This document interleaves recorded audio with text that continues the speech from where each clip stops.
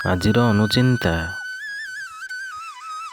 ବେଳ ଥାଉ ଥାଉ ଉପାୟ ନ କଲେ ଜୀବନଟା ଶୂନ୍ୟ ମରୁଭୂମି ପାଲଟିଯାଏ।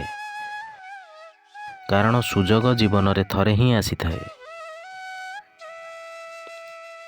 ଯେଉଁ କଥା ରଖିପାରିବନି ସେହି କଥା କାହାକୁ ଦିଅ ନାହିଁ, କାହିଁକି ନା ତୁମର ଏହି ମିଛ ପ୍ରତିଶ୍ରୁତି ଦ୍ୱାରା କାହା ଓଠରୁ ସବୁଦିନ ପାଇଁ ହସ ଛଡ଼େଇ ନିଏ।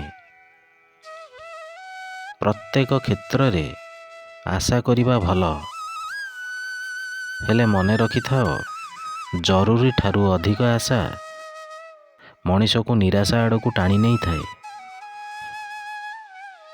ମନେ ରଖ, ଶାନ୍ତି ହେଉଛି ଦୁନିଆର ସବୁଠୁ ମହଙ୍ଗା ଜିନିଷ, ଯାହାକୁ ପାଇବାକୁ ହେଲେ ଅନେକ ଅଶାନ୍ତିର ସାମ୍ନା କରିବାକୁ ପଡ଼ିଥାଏ। ଜୟ ଜଗନ୍ନାଥ।